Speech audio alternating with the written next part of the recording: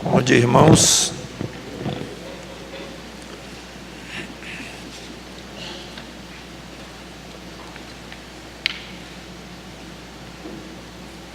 Vamos a Êxodo, capítulo 12.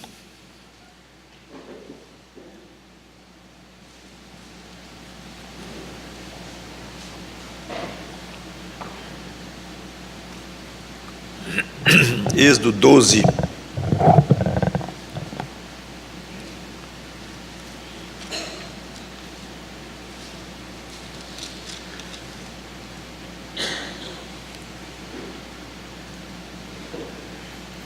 Se você perguntar a algum judeu que tenha noção mínima da história do povo dele, e perguntar qual o evento mais importante da história do povo judeu, muito provavelmente ele vai dizer a saída do Egito, o Êxodo. Se for um judeu crente, eu acho que ele diria algo relacionado com a vinda de Cristo, com a vida de Cristo aqui, a morte, a ressurreição e tal. Mas sendo um judeu, mesmo que crê em Deus, mesmo a parte de Cristo, ele vai falar no Êxodo. E se for um crente, após falar de Cristo, ele vai dizer o Êxodo também. E aqui está então, diante de nós, o famosíssimo Êxodo, literalmente falando, que é a saída. Então já vimos as 9 pragas que Deus fez no Egito através de Moisés e Arão. Vimos o anúncio da 10ª, terrível 10ª praga, a morte dos primogênitos. Vimos o preparo que deveria ser feito. E agora vem a própria execução da 10ª praga, a morte de todos os primogênitos, incluindo dos animais, no Egito. Então, Êxodo 12, 29, vamos ler até o 36. Diz assim: aconteceu que, à meia-noite, feriu o Senhor todos os primogênitos na terra do Egito, desde o primogênito de Faraó, que se assentava no seu trono, até o primogênito do cativo que estava na enxovia, na prisão, e todos os primogênitos dos animais. Levantou-se Faraó de noite, ele, todos os seus oficiais e todos os egípcios, e fez-se grande clamor no Egito, pois não havia casa em que não houvesse morto. Então, naquela mesma noite, Faraó chamou a Moisés e Arão e lhes disse: levantai-vos, saí do meio do meu povo, tanto vós como os filhos de Israel. Ide, servi ao Senhor, como tendes dito. Levai também convosco vossas ovelhas e vosso gado, como tendes dito. Ide-vos embora, e abençoai-me também a mim. Os egípcios apertavam com o povo, apressando-se em lançá-los fora da terra, pois diziam: todos morreremos. O povo tomou a sua massa antes que levedasse, e as suas amassadeiras atadas em trouxas com seus vestidos sobre os ombros. Fizeram, pois, os filhos de Israel, conforme a palavra de Moisés, e pediram aos egípcios objetos de prata e objetos de ouro e roupas. E o Senhor fez que seu povo encontrasse favor da parte dos egípcios, de maneira que estes lhes davam o que pediam, e despojaram os egípcios. Vamos ficar aqui, vamos orar. Obrigado, Senhor Deus, pela Tua palavra. Obrigado por tantas coisas para aprendermos aqui, mesmo distanciados no tempo, na cultura, na língua, mas a Tua palavra foi preservada, e aqui está em português, absolutamente ao alcance do nosso entendimento, em termos de compreensão do texto, E a nós que somos crentes ainda é dado o teu Espírito para entendermos espiritualmente o que está aqui escrito, até certo ponto, pelo menos, e que esse entendimento cause em nós crescimento e entendimento das coisas mais básicas da tua palavra, muito além do aspecto puramente histórico, curioso, sociológico, mas as lições espirituais daqui, em nome do Senhor Jesus Cristo, que nós te pedimos e agradecemos. Amém. Então, houve uma morte, obviamente, muito rápida, instantânea, de milhares de primogênitos, não sabemos o número, mas percebemos que se passou numa noite, depois de meia-noite. Então, foi em algumas horas que tudo isso aconteceu.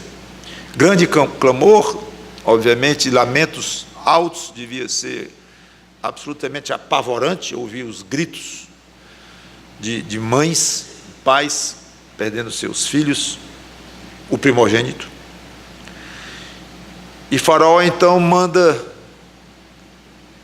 os seus oficiais, não está escrito aqui, mas disse que ele mandou então Moisés e Arão saírem, só que ele tinha dito que eu não ia ver mais a face de Moisés. Então, muito provavelmente, Faraó mandou dizer para eles: vão embora.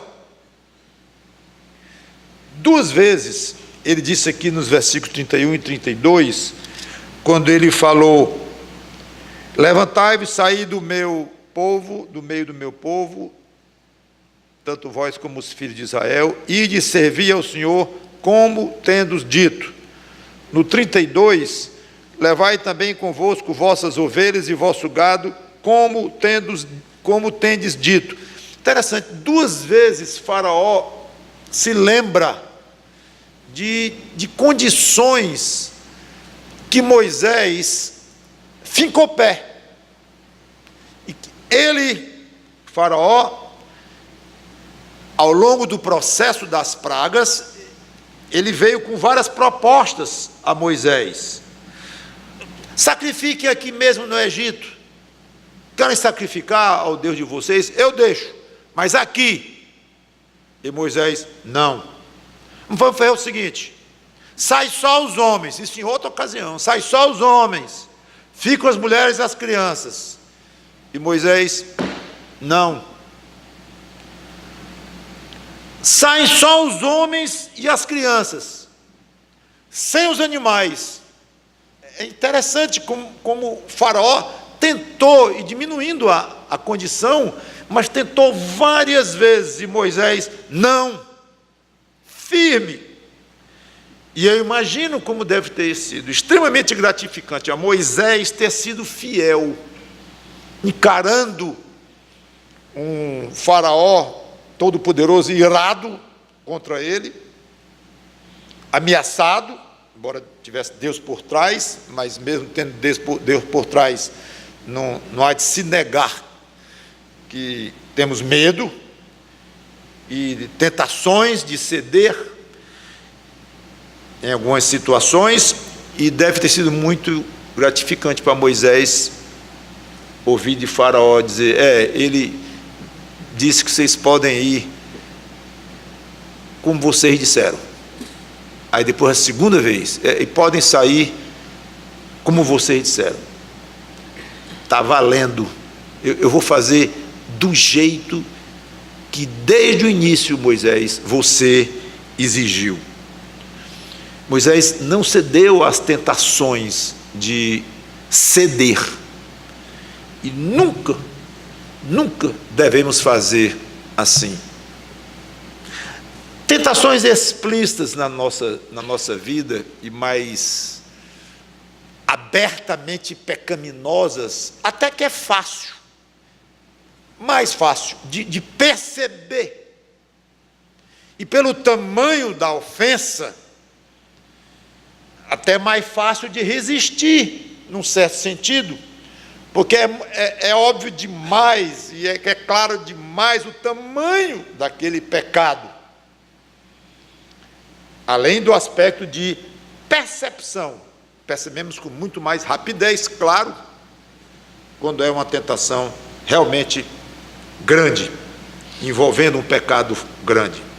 Perigosa mesmo é a tentação para cedermos apenas um pouco, um pouquinho. Estamos em dificuldade e um pequeno arranjo com a nossa carne ou com o diabo, algo que vai ferir pouco, não é uma coisa assim grosseira, uma coisa que vai causar um escândalo. Aliás, as pessoas não vão nem saber de tão pequena que é essa infração. E se eu fizer isso, tudo se resolve. Talvez seja uma ótima solução. É difícil, irmãos, resistir a situações assim. Acho que todos nós sabemos. E depois, quando passa, vem um peso e bate um arrependimento. Por que eu fiz aquilo? Dói demais. E o outro lado é a gratificação do contrário, olharmos e dizer: "Oh, Senhor, eu não cedi. Era pouca coisa. Isso não ia ser algo muito grave, não, era pouco, mas eu fui radical e eu não cedi." E deixa Deus resolver. Se Ele quiser, um dia eu vou ver resolvido o tal problema que eu achava que só se resolveria se eu cedesse um pouco e me curvasse um pouquinho diante do desejo da minha carne. Mas eu não o fiz e deixa que Deus resolva, e um dia eu vou ver isso resolvido, se Deus quiser que eu veja resolvido do jeito que eu acho que é a solução, porque Deus pode achar que essa nem é a solução. Façamos assim, não ceda, seja radical, e do jeito que você disse que ia ser fiel a Cristo no momento que você se converteu, seja. Do jeito que Moisés disse: "Eu só saio com todo mundo." Não, mas não, isso aqui, não. Mas não. Eu não vou pecar. É radical, é rigoroso. Pode ser pequeno, pode ser grande, e até essa medida já é duvidosa, mas Moisés deve ter ficado muito feliz quando ouviu: "Vão embora do jeito que vocês querem." Finalmente a grande permissão, quase uma expulsão. Faraó pagou muito caro por não ter permitido logo. O que adiantou? Ficamos pensando para Faraó o tamanho do prejuízo que o país dele todo sofreu ao longo de todas essas pragas, todas essas catástrofes, desastres que ocorreram sobre o Egito. Terrível! Não podemos imaginar o efeito daquilo. E agora mortes dos primogênitos. Não adiantou. Não adianta lutar contra Deus, a derrota é certa. Então, isso é algo para nós falarmos para quem não tem Cristo, que se revolta, e deve fazer parte da nossa pregação. Se crê, se não crê, é outra coisa, mas dizer: "Meu amigo, não resista contra Deus." "Não, mas eu não entendo isso, eu não acho justo aquilo, eu não acho razoável aquilo."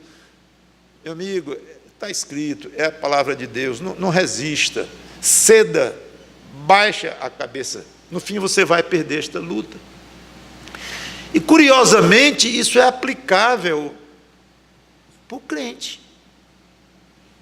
Tem crente que cisma contra Deus e luta e não se conforma bem. Isso é o famoso murmurador. É crente, conhece Deus, conhece os princípios de Deus, mas não sei se é personalidade forte ou um zelo exagerado, que zelo para ser exagerado é muito comum, zelo errado, ou fé pequena, vamos falar um bocado de fé pequena hoje à noite, eu não sei, mas não é muito raro não, nós vemos um crente ali meio duro e meio resistente. Ele sabe que Deus é poderoso, sabe que não adianta, diferente do não crente, às vezes até do ateu que não crê nem em Deus, quanto mais que Deus é poderoso, não interessa. Mas o crente sabe, e sabe que é perder tempo, conhece as histórias tudinho do faraó, tudo. Mas algo no coração do crente é durinho. É durinho. E ele não cede. Lá dentro, ele ora em público, ele agradece a Deus pelas providências dele e tal, tudo normal, até onde se possa ver, mas dentro do coração, uma durezazinha, falta algo, é que a Bíblia chama de cerviz, que é a nuca, que não baixa, não quer baixar, lá dentro do coração, perante as pessoas até que tem a nuca mole, mas diante de Deus o coraçãozinho duro, para certas coisas. Então, fica essa lição para você, se é aplicável, cada um tem o seu jeito, tem a sua forma de proceder diante de Deus, lá dentro do coração, mas não seja um faraózinho, nesse sentido, de lutar contra Deus. E eu queria que fosse assim, sabe? Bom mesmo era se tivesse sido assim. E coisas boas, legítimas, envolvendo até ministério.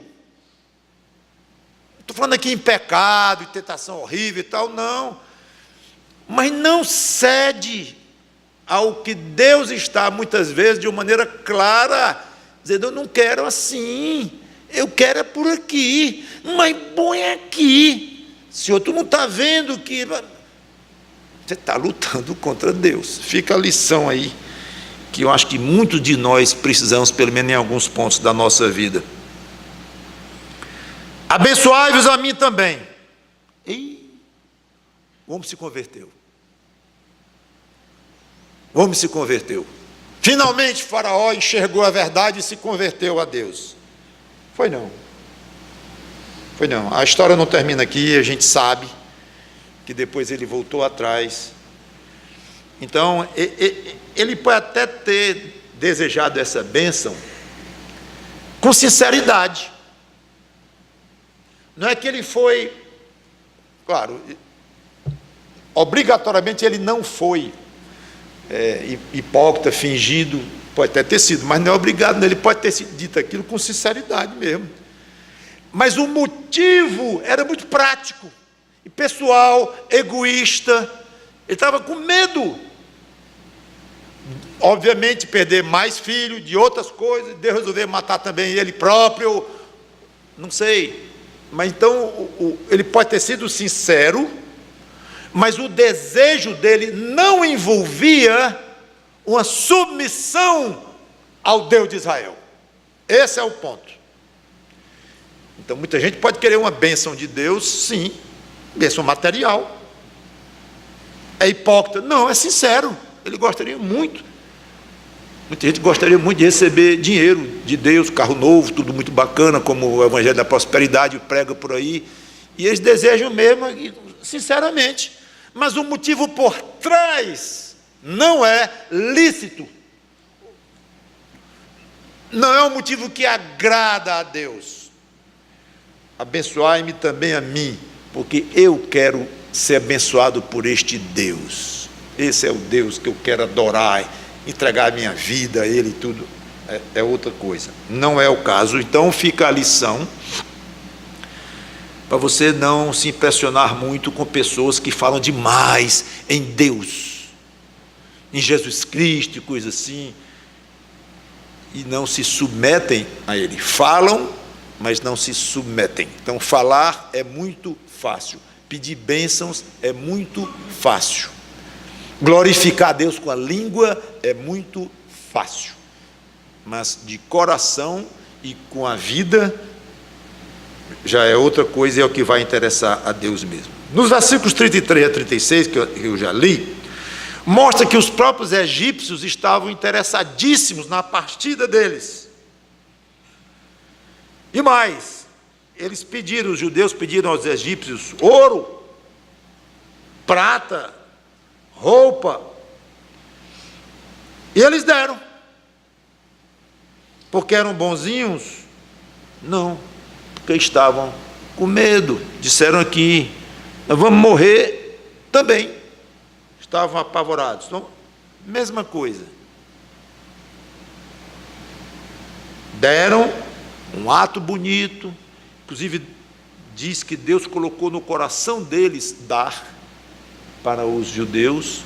Então é muito bonito isso, é um gesto muito nobre dos egípcios e tal. Não foi gesto nobre. O fato de Deus ter colocado no coração não define se o gesto é nobre ou não. Define apenas o fato de que Deus é soberano e Ele dirige os corações, Ele inclina até o coração do rei para onde Ele quer. Então, é isso que diz, é isso que ensina quando a Bíblia diz que Deus dirige os corações dos homens. Mas o fato de Deus dirigir não quer dizer que cada pessoa deixou de ser responsável pelos seus atos. Tanto atos que agradam a Deus, quanto atos que desagradam a Deus. Então, o fato de Deus ter colocado no coração daqueles egípcios darem joia, não quer dizer que eles agiram como robozinho, dando porque Deus mandou, ponto. Não tem nada a ver com alguma prestação de contas deles diante de Deus. Não, eles vão prestar contas diante de Deus, sim. E eles são, todo ser humano é responsável pelas suas atitudes. Todo ser humano, claro, em posses normais das suas faculdades mentais. Então, aqui,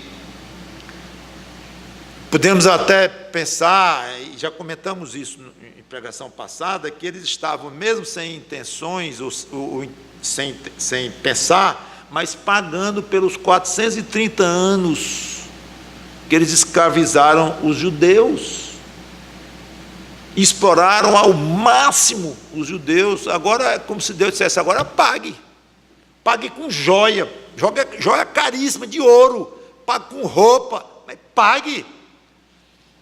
Então é Deus na sua soberania querendo aquilo, mas eles mesmos não tem nada aqui muito bonito ou louvável da parte deles, não. E há algo muito interessante, quando diz que os judeus despojaram os egípcios. Essa é uma linguagem de guerra, em que é normal o vencedor despojar o derrotado. O que é isso? Ficar com as posses do derrotado para si, o vitorioso. Isso é ética de guerra, é normal, é o que acontece.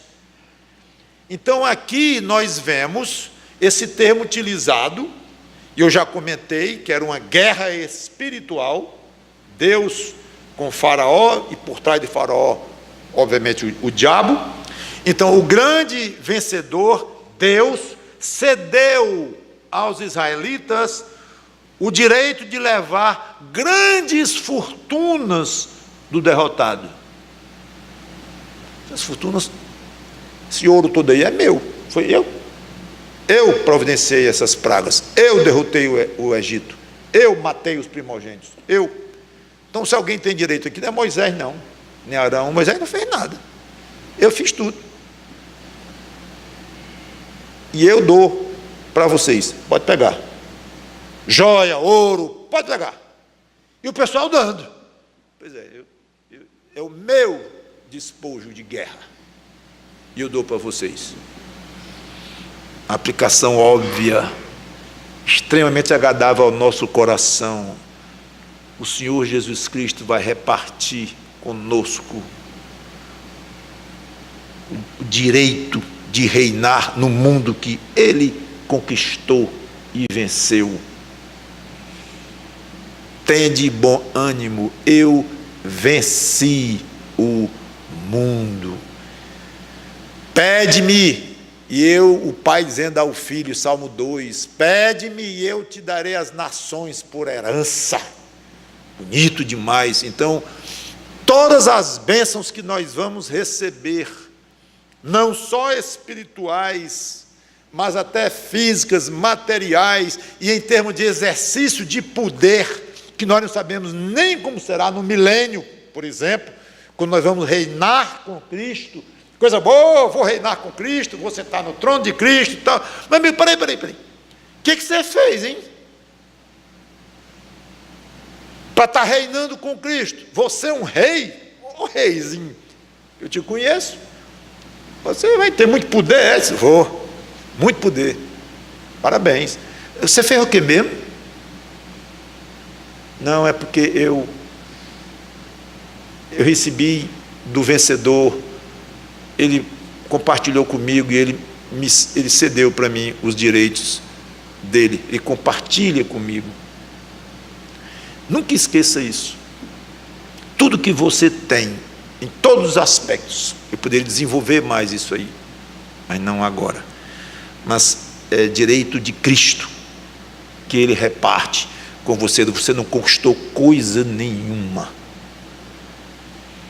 E você é tão bom no seu egoísmo, né? Eu no meu. Somos cheios de... Cada um é cheio de si. E se disser isso aqui contra nós, ficamos todos melindrados, como pessoas super merecedoras de tudo. É uma pena. Vamos nos despojar disso, tirar isso e vamos dar crédito a Cristo, que nos deu tudo. Versículos 37 a 41, já perto de encerrar.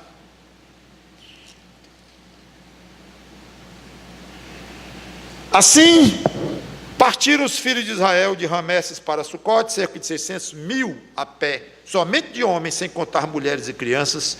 Subiu também com eles um misto de gente, ovelhas, gado, muitíssimos animais. E cozeram bolos asmos da massa que levaram do Egito, pois não se tinham levedado, porque foram lançados fora do Egito. Não puderam deter-se, não haviam preparado para si provisões. Ora, o tempo que os filhos de Israel habitaram no Egito foi de 430 anos. Aconteceu que, ao cabo dos 430 anos, nesse mesmo dia, todas as hostes do Senhor saíram da terra do Egito.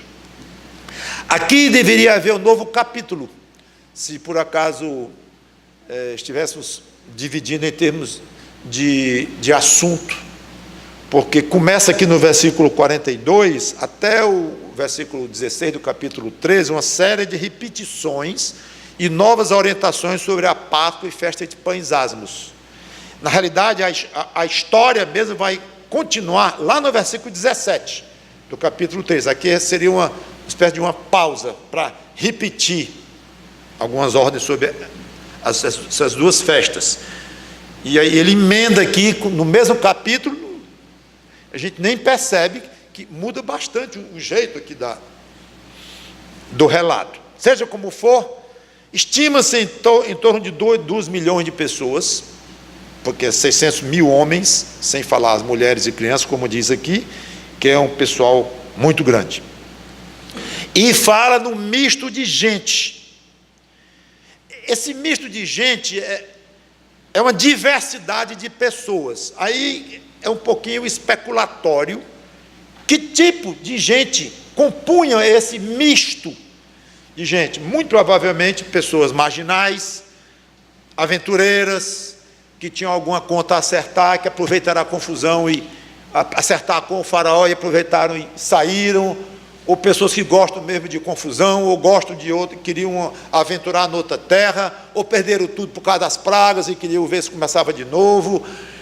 E, bom, até aí, que tinham pessoas ruins no meio, tinha, porque lá na frente nós vamos ver que tudo indica que algumas dessas pessoas, formando esse misto, influenciaram negativamente os judeus, para voltarem para o Egito, que lá era melhor e tal. Então, influenciaram de uma maneira muito negativa os judeus, esse misto, alguns que pertenciam a esse misto aqui. Mas muitos acham, uma certa especulação, mas acham, e a especulação não é muito grande não, é meio óbvio, talvez, que pessoas simpatizaram com o Deus de Moisés. Várias vezes até aqui, eu apontei para vocês quando dizia assim, e vão ficar sabendo que eu sou Deus. E o Egito vai saber, os egípcios, que eu sou Deus. Várias vezes eu até disse, gente, isso é uma campanha evangelística. Deus está aqui querendo salvar almas de egípcios. Algumas vezes eu disse isso.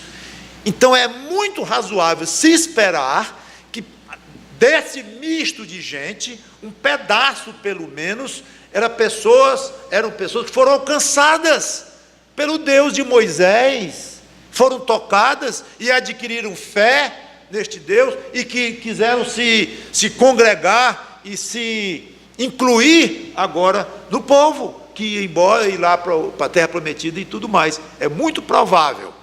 Então, provável que esse grupo continha esse tipo de gente, mas que Deus estava numa campanha querendo se glorificar no Egito, perante os egípcios, isso não é especulação, está escrito várias vezes. Eu resolvi não resumir aqui mais, porque eu já disse isso para vocês.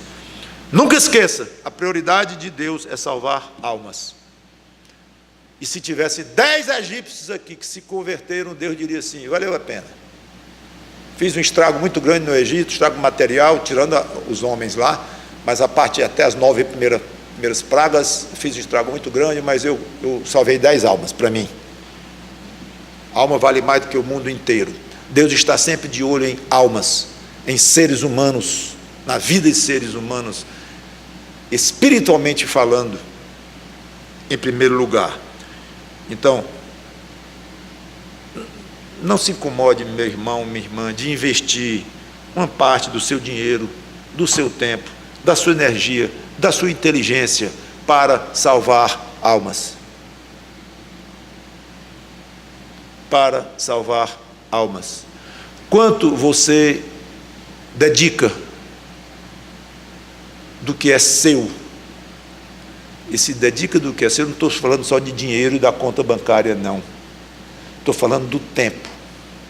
Estou falando da energia. Estou falando da criatividade.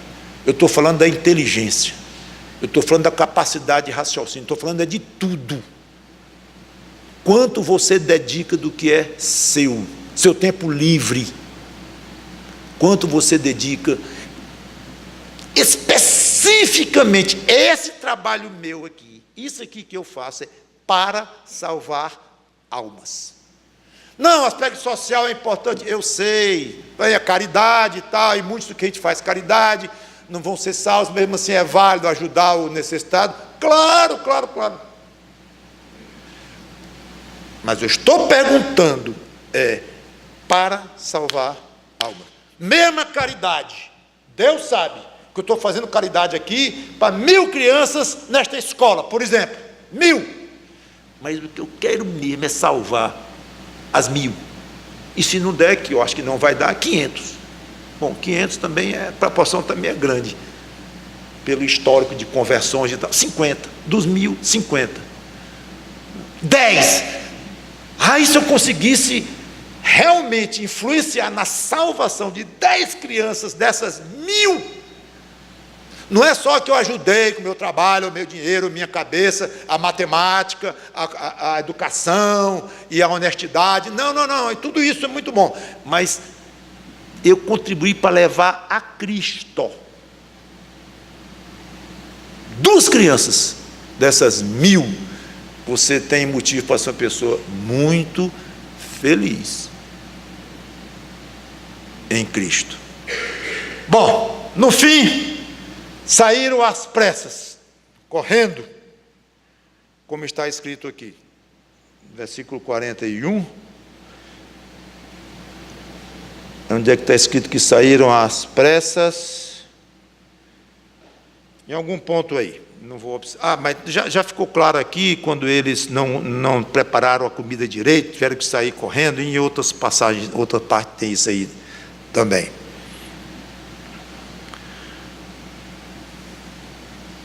430 anos lá. E quando sai, é correndo. Aí na própria instrução para a Páscoa, lá diz, vocês vão comer com cajado na mão, veste livre, comerei às pressas. Está escrito lá, não aqui. É a Páscoa do Senhor. Eu lembro bem disso agora. E em várias outras passagens mostram a pressa. E tinha que ser naquele momento mesmo.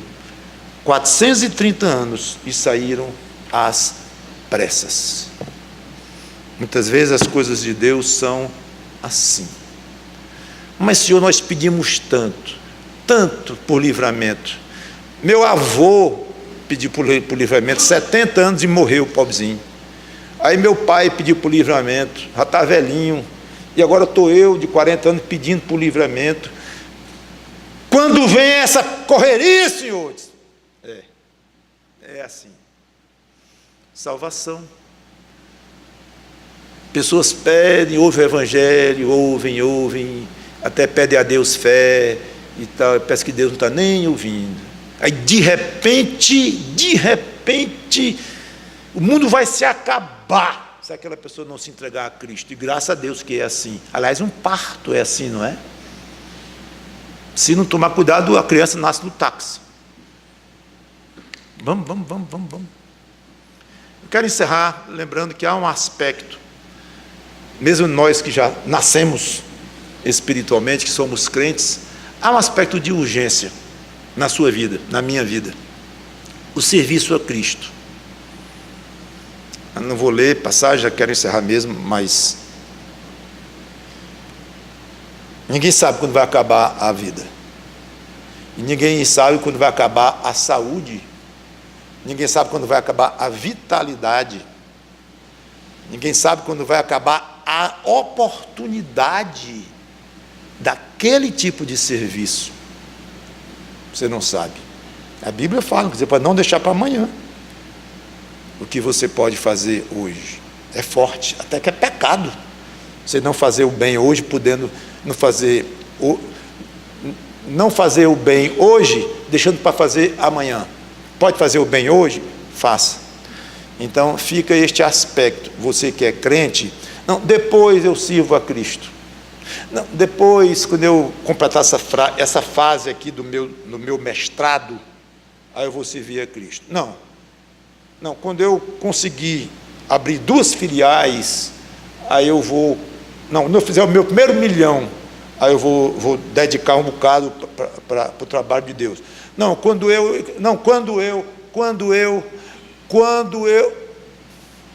foi para o céu. Foi para o céu. Vamos orar.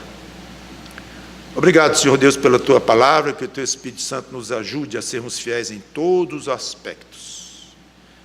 Em nome do Senhor Jesus Cristo. Amém.